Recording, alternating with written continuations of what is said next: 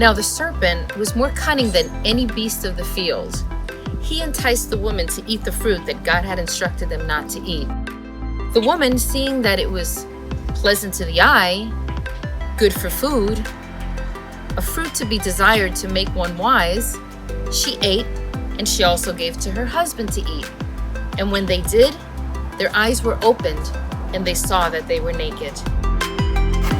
Therefore, the Lord God sent Adam away from the garden to till the ground. Everything is broken now, for all have sinned and fall short of the glory of God. How do you see brokenness in the world? In your life? How do you see brokenness in your heart?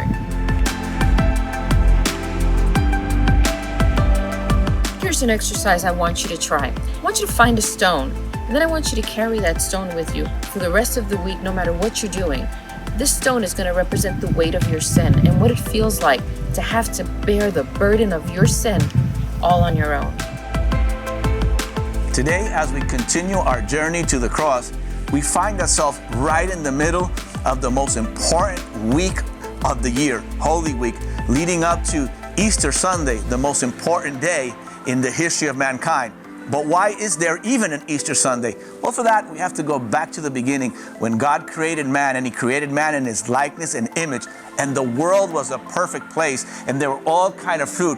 And in the middle of the Garden of Eden, where Adam and Eve were placed in that perfect world where there was no hurt, no pain, no death, no crying, no suffering, God told Adam and Eve, everything here is yours. You can eat from any tree of the garden, but there's just one tree I don't want you to eat from. It's the tree of the knowledge of good and evil. I want you to know that there's something called evil. What I don't want you to do is discover it because it's bad for you. But man and woman decided to distrust God, and one day they took a bite from the apple, the fruit. We don't know it was an apple. And from that moment on, man fell from God's grace. Disobedience came in, and imperfection came into the world, and sin came into the world. And now somebody was going to have to pay for the sin, and the death sentence for sin was death.